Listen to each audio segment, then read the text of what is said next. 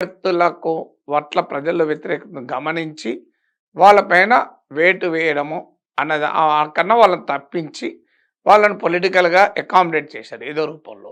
కొంతమంది మొదట్లో తిరగబడ్డా మళ్ళీ తర్వాత వైసీపీలోకొచ్చేశారు. హ్మ్. ఉదాహరణకు మీకు మంగళగిరిలో ఆళ్ల రామకృష్ణారెడ్డి ఒక ఎగ్జాంపుల్. సో, ఇలా డ్యామేజ్‌ను ఒక ముందుగానే జగన్మోహన్ రెడ్డి ఇండియా టుడేకి ఇచ్చిన ఇంటర్వ్యూలో చెప్పాడు. హ్మ్. మేము ముందుగానే ఎక్సైజ్ మొదలుపెట్టడం వల్ల అనివార్యంగా కొంత అసంతృప్తి ఉంటుంది. రాజకీయాల్లో ఉన్నవాళ్ళు ఎన్నికల్లో గెలవాలని, ఎన్నికల్లో పోటీ చేయాలనేది వాళ్ళ లక్ష్యంగా ఉంటది. హ్మ్. సీట్ రానప్పుడు అసంతృప్తి అనివార్యంగా ఉంటది. ఆ అసంతృప్తిని బయటపడటానికి, ఆ అసంతృప్తిని తగ్గించుకోవటానికి సమయం ఉంటుంది. అందుకే ఆ ఎక్సైజ్ ముందు పెట్టడం జగన్మోహన్ రెడ్డికి అడ్వాంటేజ్ అయింది. అప్పుడు టీడీపీ, బీజేపీ, జనసేన కూటమి ఏర్పడలేదు. టికెట్ల సంగతి ఎక్కడిది. సో, అందువల్ల వారు అప్పుడు ఎద్దేవా చేసుకుంటూ వచ్చారు. సో, టీడీపీ అనుకూల మీడియాలో కూడా పతాక శీర్షికలేశారు. హ్మ్. వైసీపీ గందరగోళం అయిపోతుంది. ఒక బీసీ ఎంపీకి టికెట్ రాకపోతే బీసీలకు అన్యాయం చేశారు. ఒక ఎస్సీ ఎమ్మెల్యే టికెట్ రాకపోతే ఎస్సీలకు అన్యాయం చేశారు. ఇలా సామాజిక వర్గాలను అణచివేస్తున్నారు అని మొదలుపెట్టారు. సో, ఈ మొదలుపెట్టిన తర్వాత అది కూడా ఆర్గ్యుమెంట్‌కు బేస్ లేదు. ఇప్పుడు కర్నూలు ఎంపీ పోతే బీసీకి అన్యాయం అయిందని, ఓ చిత్తూరు ఎమ్మెల్యే పోతే ఎస్సీకి అన్యాయం చేశారని. కానీ అక్కడ బీసీ, ఎస్సీలో కన్నా కూడా వ్యక్తుల ఆధారంగా వారి గెలుపు ఓటముల పైన అంచనాల ఆధారంగా వైసీపీ వాళ్ళకు టికెట్లు ఇవ్వడము, ఇవ్వకపోవడం అనేది నిర్ణయం తీసుకుంది. హ్మ్. ఆ అంచనా కరెక్టా, రాంగా అనే దానిపైన భిన్నాభిప్రాయం ఉండొచ్చు. ఆ అంచనా సరిగా చేశారా లేదా అని. హ్మ్. సరిగా చేయకపోతే వాళ్ళే నష్టపోతారు. సరిగా చేస్తే లాభపడతారు. కానీ టికెట్ ఇయ్యని వారి కులాన్ని మొదలుపెట్టి ఇంకో అన్యాయం చేసిన ఆ కులానికి మొదలుపెట్టారు. హ్మ్. కానీ రియాలిటీ ఏంటంటే ఒక్క కులం వల్లే కాదు. ఇప్పుడు కోటంరెడ్డి శ్రీధర్ రెడ్డి ఎస్సీ కాదు, బీసీ కాదు కదా. ఆనం రామనారాయణ రెడ్డి ఎస్సీ కాదు, బీసీ కాదు. మేకపాటి చంద్రశేఖర్ రెడ్డి ఎస్సీనా, బీసీనా. ఇలా చాలామంది వెళ్ళారు కదా. మాగుంట హ్మ్. ఇలా మరి వాళ్ళు రెడ్లు కూడా వెళ్ళారు కదా. సో, ఉండవల్లిలో శ్రీదేవి వెళ్ళినప్పుడు ఎస్సీకి అన్యాయం జరిగింది అన్నప్పుడు, మరి ఆనం రామనారెడ్డి, కోటంరెడ్డి శ్రీధర్ రెడ్డి, మీకు మేకపాటి చంద్రశేఖర్ వెళ్ళినప్పుడు రెడ్లకు అన్యాయం జరిగిందని కూడా అనాలి కదా. వేమిరెడ్డి ప్రభాకర్ రెడ్డి వీళ్ళంతా మామూలు రెడ్లు కాదు కదా, పెద్ద పెద్ద రెడ్లే కదా. మాగుంట అవును. వీళ్ళంతా పెద్ద రెడ్లే. మరి ఈ పెద్ద రెడ్లంతా కూడా వెళ్తున్నప్పుడు అనాలి కదా. సో, అందువల్ల ఈ ఈ ఈ ఈ ఈ తతంగం అంతా నడిచింది. ఈ విమర్శలన్నీ ఎదుర్కొన్నారు. హ్మ్. అది డస్ట్ అంతా సెటిల్ అయింది. ఎక్కడ కొంతమంది వెనక్కి కూడా వచ్చారు. ఇప్పుడు నేను ఎగ్జాంపుల్ చెప్పిన ఆళ్ల రామకృష్ణారెడ్డి. సో, సఫిషియెంట్‌గా టైం ముందుగానే ఈ ప్రాసెస్ అంతా పూర్తి చేసి, అది వైసీపీకైనా, టీడీపీకైనా తప్పదు అసంతృప్తుల బెడద అనేది. హ్మ్. But how do you manage it అనేది చాలా clear. Disaster management strategy, political disaster management. At least నువ్వు మిటిగేట్ చేయగలగాలి. మొత్తాన్ని ప్రివెంట్ చేయడం ఎవరి తరం కాదు. కానీ మిటిగేట్ చేసుకొని mitigation plan, political mitigation plan పకడ్బందీగా చేసుకున్నారు. దాంతో ఇప్పుడు మేమంతా సిద్ధం అని జగన్మోహన్ రెడ్డి కార్యక్రమం మొదలుపెట్టే నాటికి హ్మ్. ఈ డస్ట్ అంతా సెటిల్ అయిపోయింది. ఇప్పుడు ఎక్కడ దుమ్ములేస్తలేదు. ఎక్కడ జగన్ బస్సుకు అడ్డుపడి వైసీపీ నాయకులు, కార్యకర్తలు మీ సంగతి తెలుస్తా మాకెందుకు టికెట్ ఇయ్యలేదు అని గోలగోల చేయడం లేదు. హ్మ్. తర్వాత జగన్మోహన్ రెడ్డికి ఉన్న ఇంకో అడ్వాంటేజ్ అంటే వైసీపీ ఎలోన్‌గా సోలోగా పోటీ చేస్తుంది గనక. సో, ఇక్కడికొచ్చేవరకు టీడీపీ, జనసేన, బీజేపీకి వచ్చే వరకు హ్మ్. ఒకటి ఈ కూటమి ఆలస్యంగా ఏర్పడింది. ఇది మొదటి సమస్య. ఈ కూటమి ఆలస్యంగా ఏర్పడడమే కాదు, కూటమికి ఒక ప్రాతిపదిక కూడా లేదు. ఎందుకు కూటమి ఏర్పడింది అంటే ఆన్సర్ లేదు. రాష్ట్ర ప్రయోజనాల కొరకని చెప్పినా మనందరికీ తెలిసి రాష్ట్ర ప్రయోజనాలకు సంబంధమే లేదు. రాజకీయ ప్రయోజనాల కొరకు ఈ కూటమి కట్టారు. టీడీపీ, జనసేన కూటమి కోమం ముందస్తుగా కొంత ప్రిపరేషన్ ఉంది. ఏది హ్మ్. చంద్రబాబు నాయుడు జైల్లో ఉన్నప్పుడే పవన్ కళ్యాణ్ అనౌన్స్ చేశాడు. గత కొంతకాలంగా వైసీపీని ఓడించడానికి కూటమి కట్టాల్సిందే అని టీడీపీ, అటు జనసేన వాళ్ళ శ్రేణులకు, వాళ్ళ ఓటర్లకు తీసుకెళ్లారు. హ్మ్. 2 పార్టీల్లో కూడా అవసరం మనము. విడిగా నేరుగా వైసీపీతో ఢీకొంటే లాభం లేదు అని టీడీపీకి అర్థమైంది. సో, లేదంటే ఏ పార్టీ కూడా పొత్తులు పెట్టుకోదు కదా.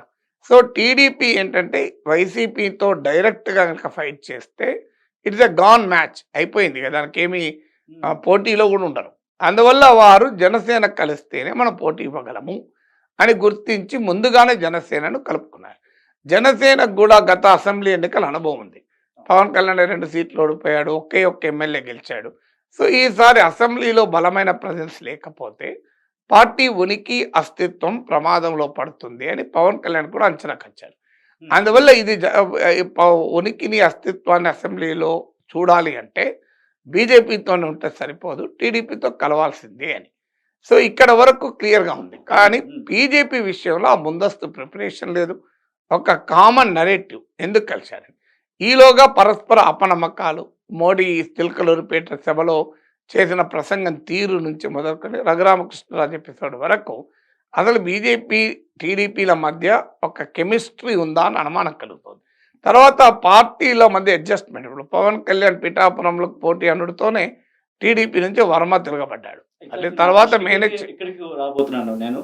ఇంట్రెస్టింగ్ నాగేశ్వర్ గారు, మీరు అన్నట్టుగా పిఠాపురానికి సంబంధించి ఇటు పవన్ కళ్యాణ్కి వర్మ నుంచి విశాఖ అక్కడ తగులుతున్న పరిస్థితి చూసాం. కానీ అక్కడ పెండం దొరబాబు అక్కడ ఆమె మద్దతు ఇస్తున్న పరిస్థితి. సో ఈ నేపథ్యంలో ఈక్వేషన్స్ ఎలా మారే అవకాశం? అంటే పిఠాపురం వరకు ఏం జరుగుతుంది అనేది కాదు మనకు.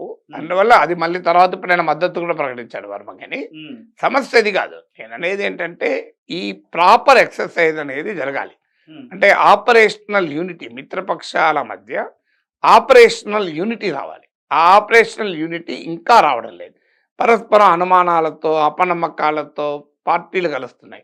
బీజేపీలోనైతే అసలు మా వాళ్ళ వీళ్ళు టీడీపీ వాళ్ళ అనే అనుమానం కూడా కలుగుతుంది. ఎందుకంటే సోము వీర్రాజు, మీకు విష్ణువర్ధన్ రెడ్డి ఇలాంటి వాళ్ళు జీవీఎల్ నరసింహారావు టీడీపీ పట్ల క్రిటికల్గా ఉన్నవారు గతంలో. వీరికి టికెట్ రాలేదు. టీడీపీకి అనుకూలంగా ఉన్నారని భావించబడే విష్ణుకుమార్ రాజు, మీకు సుజనా చౌదరి, పురంధేశ్వరి వీళ్ళ టికెట్లు వచ్చాయి. దీనివల్ల ఏమవుతుంది అంటే బీజేపీలోనే అంతర్గతంగా పెద్ద చర్చ నడుస్తుంది. అసలు వీళ్ళు మన అభ్యర్థులా, తెలుగుదేశం అభ్యర్థులా అని. సో అందువల్ల ఆ కెమిస్ట్రీ మాత్రం క్లియర్గా వికటిస్తుంది. కూటమిలో ఆ కెమిస్ట్రీ మాత్రం సెట్ కావడం లేదు. ఇక్కడ తెలుగుదేశం పార్టీ కూడా కొన్ని కార్యక్రమాలతో ముందుకెళ్తోంది. ముఖ్యంగా బస్సు యాత్రలు, అదే వైసీపీకి సంబంధించి బస్సు యాత్రలతో ముందుకెళ్తోంది. ఇప్పుడు టీడీపీకి సంబంధించి కొన్ని కార్యక్రమాలతో ముందుకు వెళ్తోంది. వీటిని ఎలా చూస్తారు? ఇవేమైనా ఇంపాక్ట్ చూపించే అవకాశం ఉంటుందా? ఇంపాక్ట్ ప్రతి ఈవెంట్ను మనం కొలవలేము ఇంపాక్ట్. కానీ ఓవరాల్గా ఎన్నికల ప్రచారం మనకు అర్థం కావాల్సింది ఏంటంటే వైసీపీ ఏమో జగన్మోహన్ రెడ్డి ప్రభుత్వము అనుసరించిన పథకాలు వీటిని ప్రధానంగా చేసుకొని నా ప్రభుత్వం ఇంకో ఈ పనులు చేసింది, మీరు ఓటేయండి అని జగన్మోహన్ రెడ్డి తన ఎన్నికల సభల్లో పదే పదే చెప్తున్నాడు. అఫ్ కోర్స్ అదే సమయంలో టీడీపీ పైన, జనసేన పైన విమర్శలు చేస్తున్నాడు. సహజంగా ప్రత్యర్థులపైన విమర్శలు లేకుండా ఎవరి ప్రచారం ఉండదు. కానీ ప్రధానమైన ఫోకస్ జగన్దోమో తన ప్రభుత్వము, తన పథకాలు, సంక్షేమము వీటిని పైన కేంద్రీకరిస్తున్నారు. అయితే అభివృద్ధి జరగలేదు అన్న భావన తనకు నష్టం కలిగిస్తుందని గుర్తించి ఈ మధ్యకాలంలో సంక్షేమం అన్న పదం మాత్రమే వాడతలేరు. సంక్షేమంతో ఇంటింటి అభివృద్ధి అన్న పదం వాడుతున్నాడు. సో అందువల్ల ఆ పొలిటికల్ ఆ పర్సెప్షన్ను మార్చాలి అనేటువంటి ఒక లక్ష్యంతో టీడీపీ, జనసేన, బీజేపీ కూటమిలో వాళ్ళ ప్రధానంగా చెప్పుకుంటున్నది హామీలు అవి చెప్తున్నా జగన్మోహన్ రెడ్డికి ఎందుకు ఓటు వేయకూడదో చెప్తున్నారు. అదొక్కటే సరిపోదు. ఇప్పుడు ఎప్పుడైనా ప్రతిపక్షంలో ఉన్న వాళ్ళు సహజంగానే అధికారంలో ఉన్న వారిపైనే టార్గెట్ చేసి క్యాంపెయిన్ చేస్తారు. అధికారంలో ఉన్నవారు తమ ప్రభుత్వం గురించి చెప్పుకుంటారు, అందులో తప్పలేదు. కానీ కేవలం జగన్మోహన్ రెడ్డికి ఎందుకు ఓటు వేయకూడదు చెప్తే సరిపోదు. ఇప్పుడు దేశంలో కూడా ప్రతిపక్షాలు చేస్తున్న ఏంటి, మోడీకి ఎందుకు ఓటు వేయకూడదో చెప్తున్నారు, ఇండియా కూటమికి ఎందుకు ఓటు వేయలేదో చెప్పలేకపోతున్నారు, అది కన్విన్స్ చేయలేకపోతున్నారు. మాకెందుకు ఓటు వేయలేదని చెప్పకుండా ఎదురువాడికి ఎందుకు ఓటు వేయలేదు అని చెప్పేది నెగిటివ్ క్యాంపెయినింగ్. ఈ నెగిటివ్ క్యాంపెయినింగ్ అన్ని సందర్భాల్లో సక్సెస్ కాదు. బాగా ప్రజా వ్యతిరేకత ఉన్న సమయంలో ఎవడన్నా కానీ అధికారంలోకి రాని, వీళ్ళు మాత్రం రాకూడదు అని 1977లో ఎమర్జెన్సీ టైంలో అభిప్రాయం ఉండేది. అలా ఎలా బలమైనటువంటి అభిప్రాయం ఉన్న సమయంలో తప్ప సాధారణంగా ఫలానా వాళ్ళకి ఎందుకు ఓటేయకూడదని చెప్పడంతో పాటు అది చెప్పాలి, చెప్పకూడదని కాదు, కానీ నాకెందుకు ఓటేయాలో కూడా చెప్పాలి.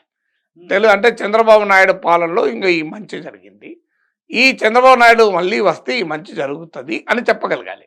అది వీరి